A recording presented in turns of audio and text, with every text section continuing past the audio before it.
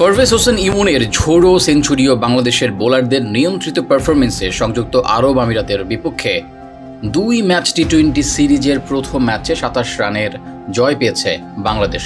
এই ম্যাচে ইমন বাংলাদেশের হয়ে দ্রুততম টি-20 সেঞ্চুরির রেকর্ড গড়েন এবং সর্বোচ্চ ছক্কার কীর্তিও অর্জন করেন। টস হেরে প্রথমে ব্যাট করতে নেমে পারভেজ ইমনের ব্যাটিং তাণ্ডবে 7 উইকেটে 191 রানের চ্যালেঞ্জিং স্কোর গড়ে বাংলাদেশ।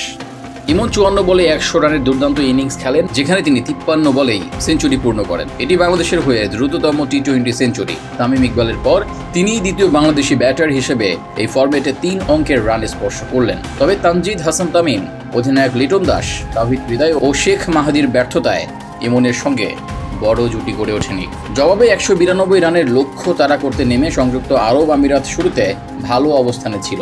প্রথম 3 ওভারে বিনা উইকেটে 38 রান তুলে ফেলে তারা। তবে হাসান মাহমুদের বোলিংয়ে মোহাম্মদ জুহাইবের বিদায়ের মধ্য দিয়ে জুটি ভাঙে। মুস্তাফিজুর রহমান পরের ওভারে আলিশান শারাফকে কট বিহাইন্ড করে বাংলাদেশকে স্বস্তি এনে দেন।